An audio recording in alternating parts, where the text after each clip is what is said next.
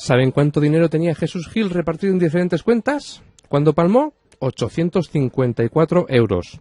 En la España de comienzos de los 90, el modelo de éxito social era un figurín doctor honoris causa que dirigía un banco de postín, se engominaba las crines con toneladas de pringue y miraba con los ojos helados de una barracuda. Era Mario Conde, hoy en Chirona. En el siglo XXI, el triunfador ibérico, subido a un pedestal municipal de ladrillo visto, se atusa el bigote con saliva, se tapa la calva con un pañuelo de 4 nudos y tiene la mirada húmeda y estúpida de un salmonete. Es Julián Muñoz.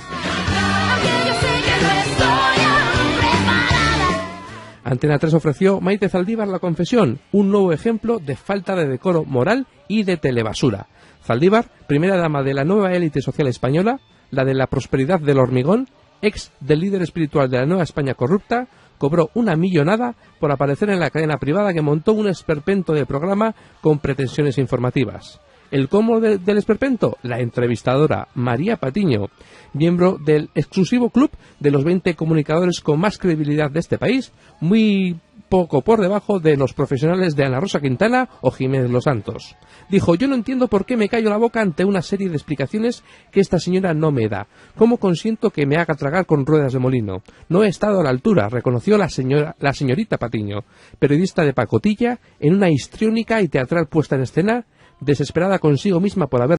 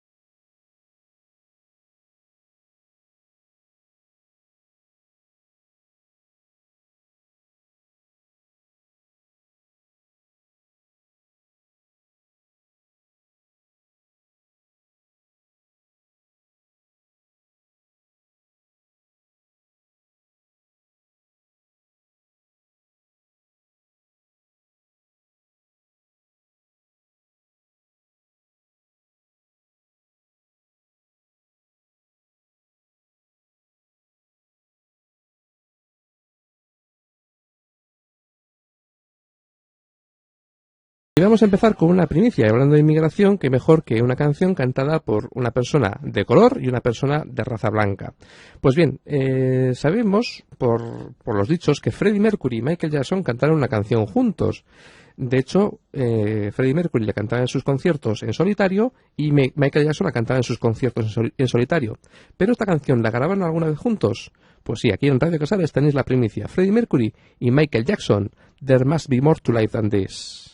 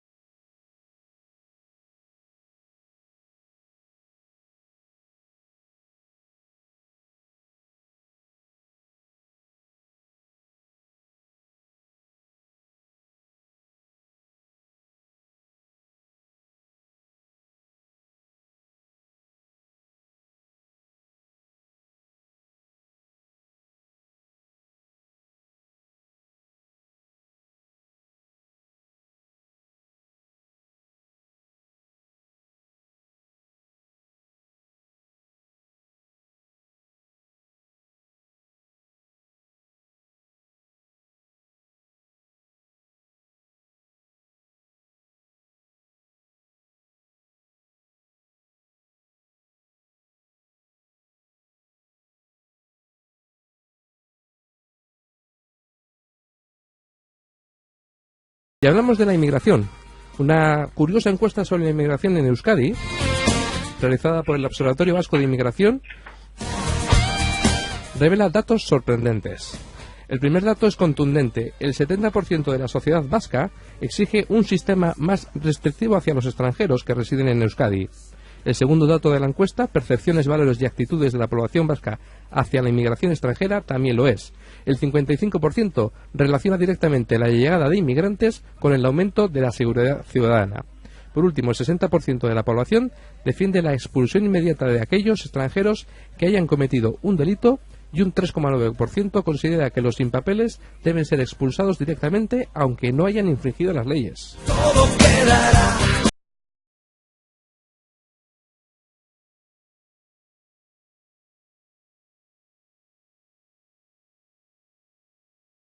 Y para ver qué es lo que opinan los inmigrantes de ello, tenemos una buena muestra. Tenemos al teléfono a Rashid Al-Abiaoui, mediador social intercultural, que ha estado realizando estudios sociológicos en Alicante 5 años, luego en Murcia, y ahora se encuentra entre nosotros. Rashid, muy buenas tardes. Hola, muy buenas tardes, Antonio.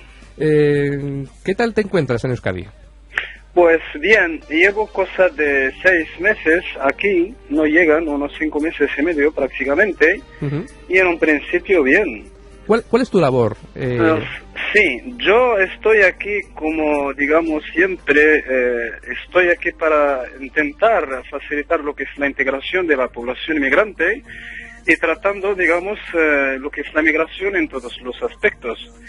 En este caso, he tenido la oportunidad para, digamos, presentar la primera vez o realizar un programa de sensibilización que se ha hecho a través de algunos colegios. Es el primer programa que se ha hecho con la Diputación Foral de Guipúzcoa y colaboración también de miembros de otra asociación Ereite, otra persona de Cruz Roja. ¿Qué tal te ha ido esta experiencia? Pues ha sido una experiencia, digamos, positiva, cosa que ha sido valorada también por lo que son los colegios, alumnos y otras personas relacionadas con lo que es el sistema educativo. Y bueno, pues se trata simplemente de detectar lo que son las referencias sociales que tienen los alumnos, porque en este caso no llegan a ser unos prejuicios establecidos a base de experiencias personales o incluso como información de una fuente familiar o cercana. Entonces ahí está la cuestión, se trata simplemente siempre de obtener una información y analizarla. Y bueno, pues hemos tratado también de dar alguna explicación a algunos términos, digamos, empleados como lo que es inmigrantes ilegales, la integración y el término las diferencias culturales, cosas que se emplean muchas veces en conversaciones acerca de lo que es la migración, porque en un principio lo que es la palabra integración, aparte de que se requiere lo que es la implicación de todas las partes encontradas en lo que es la situación, entonces en este caso la palabra también que muchas veces que se emplea por la población autóctona, lo que son diferencias culturales, es como una renuncia a una responsabilidad, porque claro, una cultura no siempre procede de un origen, una raza. Una cultura no tiene límites, está formada por varias razas, culturas, incluso. Entonces, en este caso, las diferencias culturales no tienen ninguna influencia. Es al revés, enriquecen lo que es las personas a nivel de conocimiento, a nivel personal. Y el tema de la inmigración es un tema también que ha existido siempre durante lo que es la evolución humana. Ahora, la cuestión está en lo que es la percepción, cómo percibimos también las cosas. Y la realidad social en la que vives todos los días que sales a la calle, ¿tú cómo percibes el recibimiento de la gente de Euskadi hacia el inmigrante? ¿Notas un cierto rechazo o la gente acepta tranquilamente este hecho? Que sobre lo que es la gente siempre en todas partes hay de todo, pero claro, hay una mayor parte que, en fin, tratan de recoger lo que está escrito, está visto, lo que se informa en lo que son los medios de comunicación. Pero claro, aquí lo que es en el País Vasco, en Euskadi, por ejemplo, cuando se habla de migración se trata de un fenómeno nuevo que apareció hace cosa de 9 años, más o menos, es la situación del menor no acompañado. Estos menores, claro, son marroquíes del norte de Marruecos, que han ido viniendo debido a otras circunstancias, no solamente el aspecto económico, porque, Antonio, estamos hablando de personas de 12 años hasta los 15, 16 años.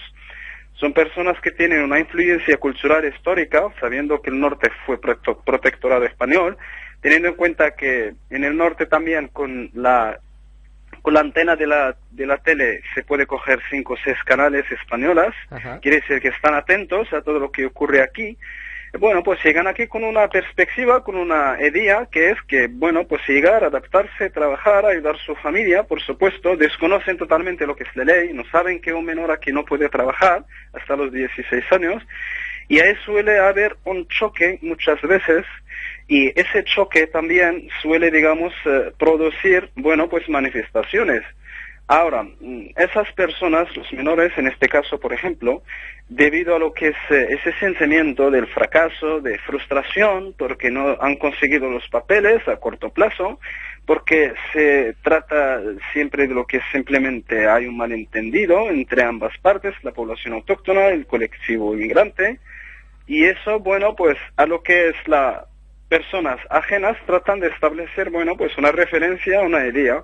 Pero en este caso yo opino, a base de mi experiencia anteriormente en otras comunidades del Estado español, que lo que es el menor siempre tiene una ventaja, lo que es, aparte con el adulto. La persona menores podemos siempre marcarle un modelo y ese modelo siempre seguirlo, se puede llegar a una buena integración. No es como las personas adultas que ya tienen un proyecto de vida hecho, tienen ya lo que es un modelo y, en fin, lo que se trata es trabajar. Otra cuestión que hay que tener en cuenta, que la realidad, ¿cuál es? La realidad es que se requiere una incorporación laboral, una integración laboral, pero después que los inmigrantes sean invisibles en la calle, cosa que tampoco es, digamos, posible para, digamos, dar de conocer lo que es los inmigrantes en otros aspectos. Hay competencias, aparte de lo que es profesional, pues, cultural, de conocimiento, personal. Pero claro, si no encuentra la oportunidad y las posibilidades, bueno, pues, en fin, ahí está la cuestión. Tú has trabajado en diferentes puntos del Estado español. Sí. Has trabajado en el Levante, en Murcia, y has trabajado aquí. ¿Notas muchas diferencias entre unas regiones y otras dentro del mismo Estado? Por supuesto, entre comunidad y otras siempre hay diferencias culturales, de costumbres e incluso políticas. La política también tiene una gran influencia sobre la realidad social de la población inmigrante con la población autóctona. Quiere decir, en zonas, por ejemplo, como la comunidad murciana, en Andalucía, Almería, sabemos que lo que es la economía de la comunidad, por ejemplo, se basa en lo que es el sector agrícola. Entonces, interesa lo que es la estabilidad de la población migrante, porque son personas que están haciendo un trabajo, hay una mayor parte de mano de obra incorporada al sector agrícola. Entonces, esas personas, si no les facilitamos lo que es una estabilidad en todos los aspectos, lo que es la vivienda, el trabajo, las gestiones administrativas, entonces no vamos a tener, digamos, lo que es mano de obra para poder trabajar. Es una realidad, porque la gente de aquí ya no quieren trabajar en el campo. ¿Y la gente inmigrante que cogen para trabajar, crees que es porque la gente autóctona no quiere coger esos trabajos? Sí, por supuesto, cosa que se ha ido ya demostrándose siempre. O sea que es una cuestión porque un día todo el mundo quiere lo que es hacer una formación y quiere, bueno, pues conseguir una titulación para conseguir un trabajo estable. Ahí está la cuestión. Ahora, el tema de la migración, a comparación con otros países, por supuesto, hay inmigrantes que vienen sin ninguna cualificación profesional y hay otros sí que vienen con su cualificación profesional, vienen con cualidades personales, recursos, etcétera. Entonces, el tema, lo que es el campo de la integración, siempre se requiere un análisis, es una realidad. Es una comunicación, como sea, estamos hablando tú y yo. Sí. Simplemente se trata de establecer algún punto y ver los convenientes de ambas partes y los inconvenientes. Es una negociación y siempre se puede llegar a un fin y ya está. Pero que la integración percibida desde individuos autóctonos, que el inmigrante tiene que llegar y ya está, y adaptarse con todo, pues hay que tener en cuenta que lo que son aspectos como lo que es el aspecto de fe o principios personales o culturales, en este caso no van a tener ninguna influencia. Una adaptación con lo que es la realidad de aquí, desde lo que es el idioma como comunicación, conocer lo que es la cultura, religión, costumbres, fiestas, etcétera. Entonces son cuestiones necesarias en lo que son las relaciones, digamos, sociales y una buena integración en el campo social. Tal y como has indicado que hay diferencias dentro de España, entre las diferentes comunidades autónomas, dentro de los colectivos de inmigrantes también hay diferencias entre ellos, ¿verdad? Sí, por supuesto. Dentro de los colectivos inmigrantes siempre hay diferencias. Hablando de Marruecos, que es mi caso, yo soy bereber del Atlas, nacido y vivido, pues en Fez. Pues la economía de lo que es Fez es la industria de pieles, la capital cultural del país, y el turismo. Gracias a ello, he ido yo trabajando cuestiones de idiomas desde ahí. Estaba estudiando y compaginaba mis estudios con el turismo.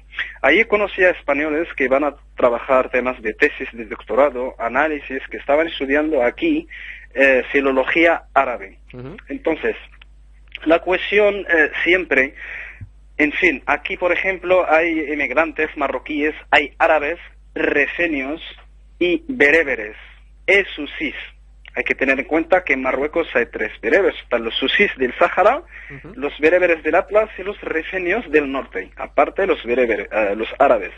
Las diferencias que suelen haber entre lo que es una cultura y otra no suelen ser mayores ante lo que es la sociedad. Quiere decir que las personas en su casa, en su intimidad, pueden ser lo que son como quieren ser. Ahora, una cuestión, digamos, a lo mejor común en la calle o la sociedad o en un trabajo, siempre ahí hay una regla, digamos, común, fundamental, que se comparte por ambas partes. Lo mismo que se practica en lo que es la integración en otras comunidades que he comentado antes. Sabiendo, por ejemplo, que en Murcia tenemos aquí una población inmigrante que está realizando unos trabajos con una estabilidad y tal, se han ido hasta incorporar inmigrantes cualificados a organismos oficiales como intérpretes para atender a esos inmigrantes, como en el hospital, por ejemplo, como en administraciones, por ejemplo, la oficina de pagos de recibos de luz, de agua, y la parada también de autobuses, o sea que la estación de autobuses. Entonces, son cuestiones que también tiene que haber una participación del sistema si interesa la estabilidad, digamos, del colectivo inmigrante. Y dentro de estos colectivos, ¿cuáles son, digamos, los más proclives a la convivencia con inmigrantes extranjeros y cuáles son los que son más reticentes o sienten más rechazo respecto a los inmigrantes? Una persona que viene con una idea fija y marcada, lo que es llegar a corto plazo, conseguir los papeles, conseguir un buen trabajo y ya está. Entonces, en este caso no suele tener lo que son ninguna referencia de lo que es aquí. Entonces, cuando llega y choca con una realidad, aparte hay un rechazo, hay una humillación. Entonces, en este caso, todo se convierte en un gran problema para lo que es el inmigrante. Llega un momento en que ya pierde el control. Entonces, en este caso, puede proceder cualquier comportamiento negativo, pero no viene nadie abandonando su país, su tierra, su familia, incluso arriesgándose con su vida, ¿no? Da su vida a cambio de venir. ¿A cambio de qué? A cambio de una vida mejor, simplemente. Pero estoy hablando de casos excepcionales, no de la mayoría de inmigrantes. Ahora, otros aceptan lo que es la explotación, por ejemplo, aceptan otro tipo de abusos que han habido y que se saben y se han sabido, o sea, en otros puntos también. Y pues con el fin de ya llegar a un momento en que se van mejorando las cosas poco a poco. Lo importante de toda la cuestión que es que si en realidad interesa lo que es una integración, requiere abrir un diálogo, una comunicación real por ambas partes. ¿Eso sé que es posible o no? Por supuesto que es posible. Porque el interés que debe demostrar el inmigrante está demostrado. Lo he hecho antes, el hecho que venga de allá, dejando su familia, su tierra, su cultura, todo, abandonándolo todo, es un gran interés. Esta es la gran muestra que demuestra que esa persona, por supuesto, que está aquí, existe, quiere hablar, quiere comunicar, quiere hacer. algo. Nosotros si no escuchamos, no queremos escuchar, es otra cuestión. Tú has trabajado en servicios sociales en Mazarrón, en Murcia, en Sí, Espaillo, en Elche. ¿Encuentras sí. muchos obstáculos burocráticos en lo que es la administración? Tema de la administración a comparación con aquí, con todo mi respeto. Ahí en Murcia, por ejemplo, he estado tratando un problema de colectivo de inmigrantes, lo que es absentismo escolar en colegios. Ujú. En fin, sabiendo siempre que como aquí más o menos lo que es la diputación, ahí pues lo lleva todo lo que son los ayuntamientos y concejalías y tal. Se trabaja siempre con subvenciones. En Sí. fin, la cuestión es que cada comunidad, cada colectivo inmigrante presenta, digamos, algunas circunstancias especiales que se trata siempre de analizarlas, conocerlas, antes de empezar a marcar unas reglas como modelo de mejoramiento. Ahora, los problemas burocráticos existen y han existido, pero hay que tener en cuenta que, como he dicho antes, aquí, por ejemplo, lo que es Guipúzcoa, cuando se habla del menor no acompañado, que lleva ese fenómeno cosa de 9 años, 8 años, entonces no se puede comparar lo que es una situación del menor, del inmigrante no acompañado, con lo que es otras comunidades, como Barcelona o Madrid, que llevan ya cosa de 15 años hasta 20 años en algunos casos. Ujú. Es un proceso. Y claro, el proceso requiere un inicio, el inicio es un poco difícil, pero siempre hay buenos resultados. Entonces, la cuestión de la burocracia en la administración, por supuesto que existe, incluso en comunidades o sitios donde aparece un fenómeno nuevo, siempre. Pero tarde o temprano se requiere, digamos, solucionarlo. Entonces, algo que forma parte de nuestra vida cotidiana, de nuestra realidad, y lo tenemos ahí, bueno, pues se trata de nosotros. Ahí está la cuestión. Y hablando de ti personalmente, Rashid, Sí. ¿te vamos a tener mucho entre nosotros o como te has movido mucho te vas a seguir moviendo? ¿Cuál es tu planteamiento? ¿Cuál es tu plan? Pues el planteamiento, yo he ido revisando lo que es el movimiento migratorio a nivel nacional, en otras ocasiones por cuestiones profesionales también europeo. He visto que aquí, bueno, pues apareció lo que es el fenómeno del menor no acompañado como título de lo que es la inmigración, no es como en otras comunidades de España. He ido informándome, contactando con fuentes de información aquí e incluso organismos oficiales, dándole la idea lo que es mi trayectoria profesional, mi especialidad, y en este caso, bueno, pues si hay una posible colaboración desde lo que es una investigación o análisis, hasta lo que es el establecer modelos anteriores que he ido yo estableciendo en otros aspectos de la migración, que en fin han dado sus resultados. Es como una instalación de un modelo que se requiere simplemente la participación, que después es algo autónomo, independiente de la persona que va mejorando, desarrollando. Aquí, bueno, pues ha sido el tema que apareció lo que es el tema del menor no acompañado. Bueno, llevo cosa de 5 meses aquí y he estado revisando lo que es la situación desde los 5 años anteriores, viendo los sucesos que han habido aquí, el tema de la migración, los organismos, también las ONGs, asociaciones implicadas en el trato con el colectivo inmigrante, también lo he estado revisando todo. Y bueno, pues he tenido la oportunidad de colaborar con algunas asociaciones. El programa que hemos hecho ha sido el primer programa que se ha hecho aquí en Guipúzcoa, en colegios, en Tolosa, en Eibar, Ujú. y ha dado sus frutos, ha sido valorado bien.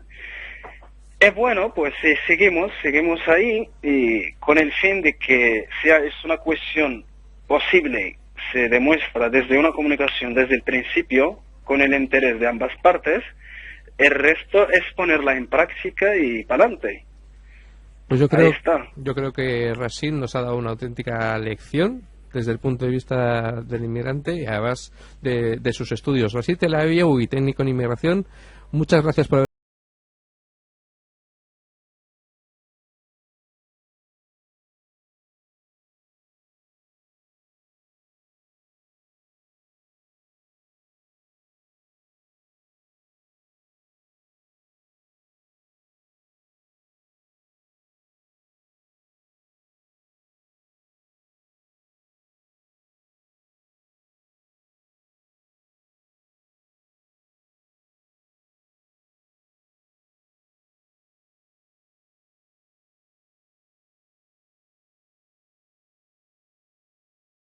¿Y cómo se ve la inmigración desde el punto de vista español?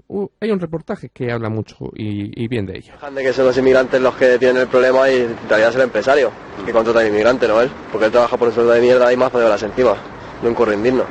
Pienso yo, vamos. Es una necesidad que sienten determinadas gentes de países que están viviendo en la miseria y que tienen que marchar, y que nosotros por otra parte pues nos estamos beneficiando en alguna medida de esa fuerza de trabajo y de esa regeneración que supone la llegada de gente nueva.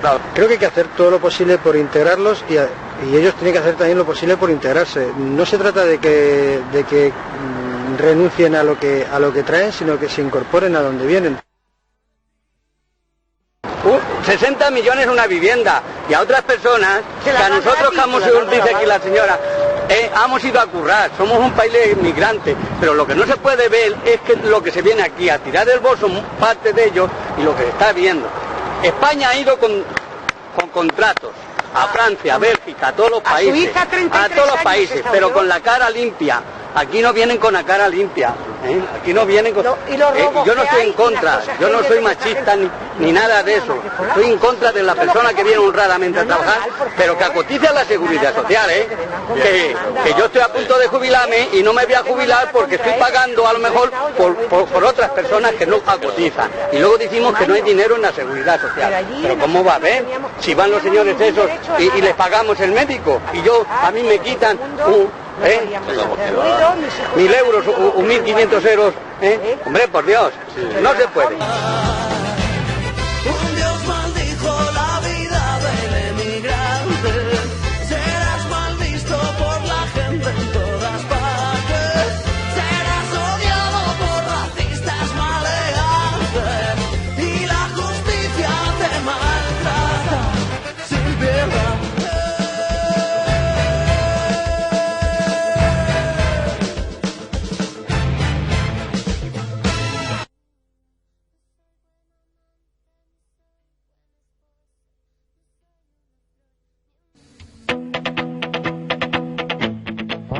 Navegando por la red, navegando en internet, navegando yo te encontré. Navegando por la red, navegando en internet, navegando yo me enamoré.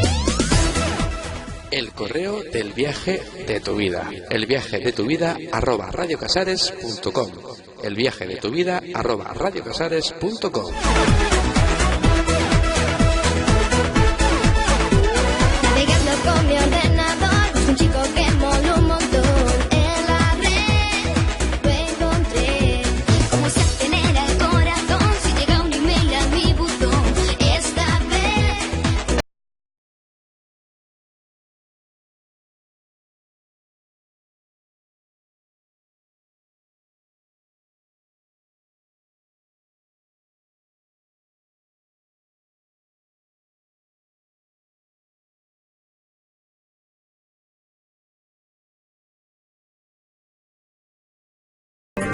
Siguiendo con esta encuesta, un 46,6% se muestra partidario de establecer condiciones temporales, se les da un tiempo limitado, si no encuentran trabajo se les expulsa. También es rotunda la respuesta en esta encuesta sobre el acceso de los inmigrantes a derechos básicos. El 10,2% se muestran contrarios a que los legalizados tengan derecho a voto. El 57,3% niega ayudas sociales a los sin papeles. El 42% lo hace respecto a la educación pública a sus hijos y un 56,7% respecto a la opción de tener unas viviendas de protección oficial.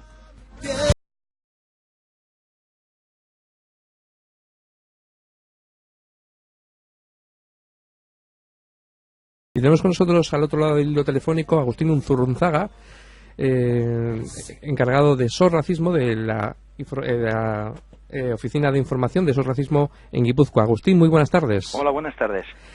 ¿Cómo está en la actualidad el momento de los inmigrantes en Euskadi? ¿Son bien acogidos?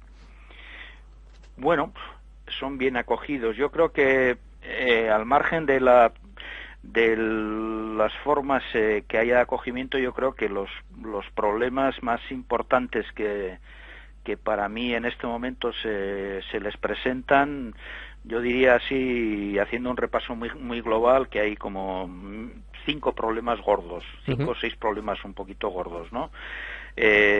Uno es la persistencia de la situación de irregularidad en unas cifras muy altas, tanto en la Comunidad Autónoma del País Vasco como en el conjunto del Estado. Y eso, pues incluso después de un procedimiento de regularización especial importante, grande, como hubo en el año 2005. Hoy, en el conjunto del Estado, pues podemos hablar de unas cifras de irregularidad que probablemente rondarán entre las 600 y 700.000 personas. O sea que persiste la situación de irregularidad en unas cifras muy altas, lo que muestra que las vías que actualmente se establecen dentro del marco normativo son demasiado estrechas y demasiado problemáticas, ¿no? Un segundo problema importante es el de, después de que tienen los permisos de residencia, hay una fase de permisos de residencia temporal que dura 5 años. El primer permiso es de 1 año, el segundo de 2, el tercero de 2, hasta que adquieren el permiso de residencia permanente, donde creo que hay muchos problemas, sobre todo porque se crea un tipo de trabajador que es sociolaboralmente muy frágil, dependiente de un permiso, y al que una serie de exigencias de cotizaciones, etcétera, le convierten en un trabajador extremadamente explotable y sociolaboralmente extremadamente fragilizado. Hay un tercer elemento que me parece que en los últimos tiempos adquiere cada vez más importancia, son las trabas y los problemas que tienen para poder llevar adelante los procedimientos de reagrupación familiar, fundamentalmente debido a la ambigüedad enorme de 2 conceptos fundamentales que se utilizan ahí, que es el de vivienda suficiente y el de medios de vida suficientes, con los cuales se juega mucho por parte de la Administración a la hora de denegar o de poner trabas a los procedimientos de reagrupación familiar, en definitiva, a poner trabas a un derecho elemental y humano como es el de vivir en familia. Hay un cuarto elemento que me parece muy importante, que es el de la inexistencia de derechos políticos para los extranjeros residentes aquí. Me parece una aberración el que se les nieguen los derechos políticos. Personas que conviven en un mismo espacio político-social deben tener reconocidos los derechos políticos y, en concreto, el derecho de voto, en cualquier caso, en las elecciones municipales, tal como lo hemos venido reclamando en estas últimas elecciones en las que han pasado, que hemos hecho pues una cierta campaña y se han presentado mociones en diversos ayuntamientos que han sido, en el grueso de ellos, aceptadas, etcétera. Y luego un quinto problema que me parece importante en el caso de Guipúzcoa, que son los procedimientos de expulsión que se están llevando adelante fundamentalmente en la comisaría de Irún. Hay un volumen relativamente importante de procedimientos de expulsión, como mínimo abiertos, que en algunos casos no se ejecutan y que crean situaciones de posterior muerte civil en la no ejecución de esos procedimientos de expulsión, porque impiden la posterior regularización de las personas que tienen abierto un procedimiento con una prohibición de entrada de 3 años, que al no ejecutar la orden, de hecho, impiden la posibilidad de regularización. Haciendo un resumen muy así, yo señalaría esos 5 grandes problemas. Luego, pues hay otro tipo de problemas, o que en cada uno de esos grandes problemas pues hay diversas ramas, ¿no? Pero señalaría esos 5 grandes temas. La actual ley de extranjería pide muchos requisitos a la sociedad inmigrante. ¿Esta ley de extranjería da algún beneficio a este colectivo? Vamos a ver, el marco normativo global, que es la ley de extranjería y el reglamento, que son los 2 elementos fundamentales de ese marco normativo, es un marco, yo creo que globalmente muy problemático. Es un marco que tiene muchos problemas de desestructuración de la situación general de la migración. En algunos casos establece unas barreras que creo que son bastante absurdas. En otros establece unas barreras que parten del principio de discriminación abiertamente. El acceso al primer trabajo y al primer permiso está basado en el principio y en el criterio de prioridad nacional. Es un principio completamente discriminatorio, del cual se parte como punto de partida. No se puede trabajar en cualquier actividad. No cualquier oferta de empleo permite obtener un primer permiso de trabajo. A su vez, el primer permiso de trabajo está limitado geográficamente y profesionalmente, etcétera. Yo creo que ahí hay un conjunto de limitaciones que casan mal con el actual funcionamiento del mercado de trabajo y también con los derechos como trabajador que tienen que tener cualquier persona que vive aquí y que pueda trabajar en igualdad de condiciones que el conjunto de los trabajadores que hay aquí, ¿no? Entonces yo creo que ese marco normativo efectivamente tiene problemas muy serios y disfunciones muy grandes. Creo que hay algunos elementos del marco normativo que abiertamente no funcionan. El balance del año 2006 del sistema de arraigo laboral es un auténtico fracaso. Entonces yo creo que ya podemos hablar con las cifras de 2005 y de 2006, que hay determinados sistemas establecidos en ese marco normativo para pasar de la irregularidad a la regularidad, como es el del arraigo laboral, que no funcionan muy mal y que más valdría pues o quitarlos o renovarlos o establecer otro tipo de procedimiento diferente. Pero los dos grandes sistemas que hay actualmente, que es el régimen general y el sistema de arraigo social, pues presentan también problemas importantes para pasar de la situación de irregularidad a la regularidad. Agustín, ¿qué funciones son las que...? Te oigo muy mal, perdona. Sí, a ver, Agustín. Sí. Te decía, ¿qué funciones son las que cumple principalmente SOS Racismo en Guipúzcoa? Vamos a ver, nosotros, en principio, desde donde yo estoy, es una oficina de información donde la gente viene pues a preguntarnos cosas relacionadas con cómo poder obtener o cómo poder gestionar el primer permiso de trabajo y residencia, la renovación del permiso de trabajo y residencia, los visados, tanto los visados de estancia como los visados de reagrupación familiar, cómo llevar adelante los procedimientos de reagrupación familiar, cómo llevar adelante los matrimonios, las peticiones de permisos de residencia de familiar, de comunitario, etcétera, etcétera. Todo un mundo bastante complejo, amplio, que tiene que ver con las documentaciones, básicamente. Luego, por otro lado, tenemos un centro de documentación donde se edita aparte de ser lo que, pues como cualquier centro de documentación, que tiene diversos materiales y demás, y que lleva haciendo un seguimiento de la prensa desde hace ya más de 10 años, de todo lo que viene saliendo en el ámbito de la comunidad autónoma, y en los últimos años ya no solamente en la comunidad autónoma, sino en el conjunto del Estado, que está perfectamente, vamos a decir, fichado y se puede seguir con mucha precisión. Se saca una revista trimestral que se llama MUGAC, y luego por otro lado hay un sistema online de envío de todo tipo de noticias que salen en el conjunto de la prensa estatal sobre los temas relacionados con emigración, con racismo, xenofobia, discriminación, etcétera, etcétera. Luego, por otro lado, hay una comisión pedagógica y, por otro lado, lo que son las comisiones de sensibilización y los SOSes diversos de los diversos pueblos de Guipúzcoa donde hay SOS, pues aparte en Donostia, en Irún, en Hernani, en Tolosa, etcétera. Por último, Agustín, sí. Se ha comentado en los medios de comunicación que la inmigración cada día va a más. ¿Eso se refleja en las oficinas de SOS Racismo? Sí, nosotros en la oficina recibimos, y además porque establecemos un sistema de citas pues relativamente estricto, porque lo demás sería imposible funcionar, del orden de unas 1.300 personas al año en este momento pasan por la oficina para hacer las consultas y demás, ¿no? Entonces, la emigración es creciente. En el último año, en el año 2006, la comunidad autónoma que mayor crecimiento porcentual ha tenido es la comunidad autónoma del País Vasco en la emigración, que es alrededor de un 17% que ha crecido en el año 2006, aunque en este momento en la comunidad autónoma del País Vasco estamos en la franja más baja del Estado. Es la tercera comunidad por abajo, podríamos decir, que menos emigración tiene. Sobrepasamos justito el 4% de la población. Estamos muy lejos de Navarra, que tiene pues un 10% de migración, y muy lejos también de Madrid, de Barcelona, de Valencia, del grueso de Andalucía y de una buena parte del Estado. Ya te digo que somos la comunidad por abajo de las que menos emigración tiene en el conjunto del Estado. Es la comunidad autónoma del País Vasco, que justito sobrepasa el 4%.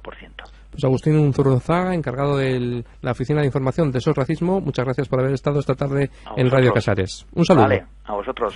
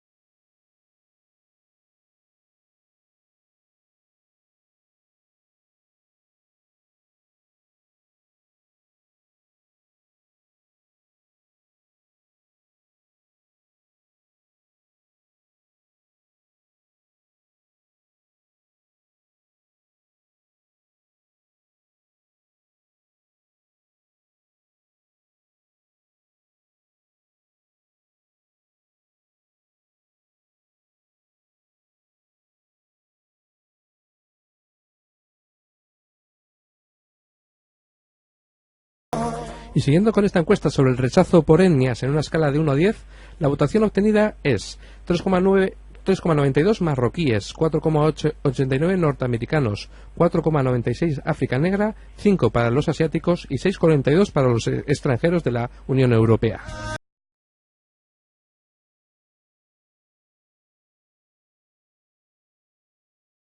Respecto a la percepción de invasión, los resultados son también reveladores. Los encuestados consideran que la presencia de inmigrantes en Euskal Herria es de alrededor del 11%, cuando en realidad la presencia de inmigrantes no supera el 5%.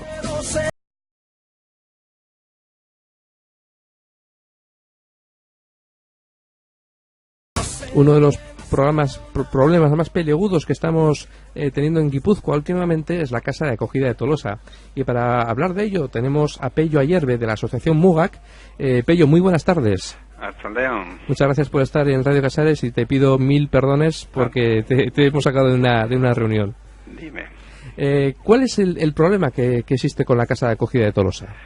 Bueno, dices que es uno de los problemas más importantes que tenemos. No, yo creo que en realidad es un problema de mucha importancia para los chavales afectados, pero yo desde luego no lo catalogaría como un gran problema en Guipúzcoa.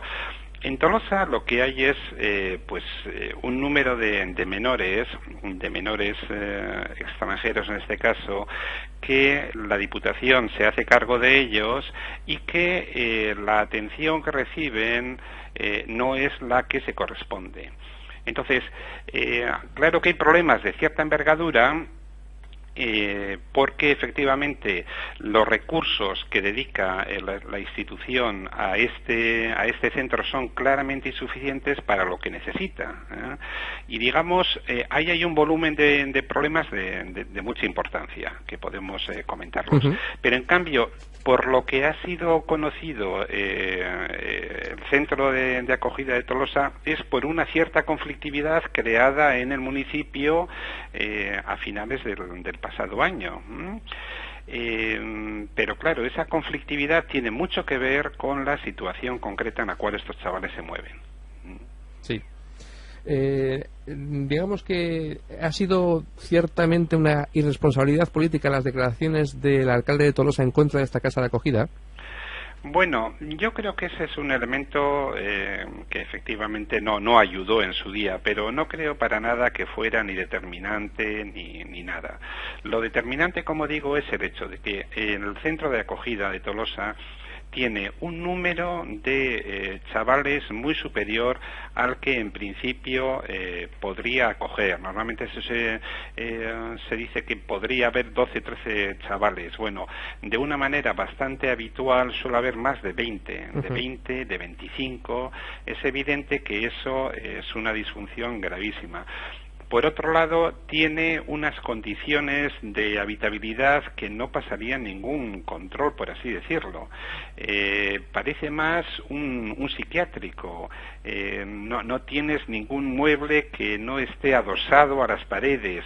A los chavales, cuando entran al centro, los guardias de seguridad los cachean. Es decir, algo absolutamente absurdo, cuando la responsabilidad que la Diputación tiene hacia ellos es la de acogerles como, digamos, si fuera la familia que no tienen aquí. Entonces es evidente que ese modo de tratarlos no puede para nada ayudar a dinámicas que, digamos, no generen, digamos, problemas, ¿no?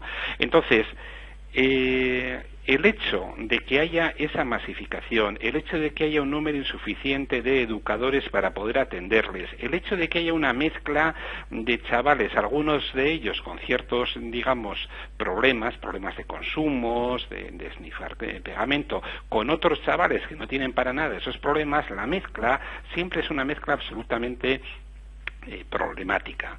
Entonces, esa deficientísima atención sobre estos chavales, claro que se ha traducido en que algunos de ellos han tenido unas dinámicas de comportamiento, digamos, antisociales. Pero los comportamientos antisociales de menores en Guipúzcoa y en el resto del Estado no es algo para nada excepcional. Y de hecho, en Guipúzcoa, cualquiera de las memorias de la Fiscalía muestra que el número de menores que cometen comportamientos antisociales, el porcentaje de menores inmigrantes es muy pequeño. Y sin embargo, lo que ha generado un cierto problema entre los comerciantes, entre una serie de vecinos, han sido estos chavales en concreto. Luego, sin quitarle nada de la importancia que tiene cuando existen comportamientos de estos, de tipo delictivo, lo que no es para nada explicable y proporcionado es que de eso se haga una especie de sujeto, el menor inmigrante extranjero, ¿no? O sea, sí. Y que a ese sujeto se le atribuya unos comportamientos en este sentido problemáticos o delictivos y se pretenda intervenir de una manera que no se interviene con los menores autóctonos. Entonces, ese es el problema, y en ese problema, bueno, las declaraciones que hizo el alcalde en su día pues no fueron las mejores del mundo, pero bueno, me parece un elemento muy poco relevante.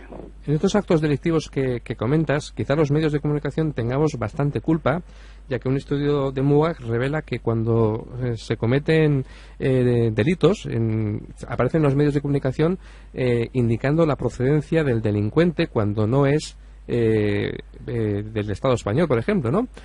Hay violadores que son rumanos, atracadores que son sudamericanos. Esto es una problemática de los medios de comunicación, Pello. Sí, eso efectivamente afecta, y no afecta solo a los menores, sino en general es un fenómeno que implica la imagen que en los medios se da efectivamente de las gentes extranjeras, ¿no?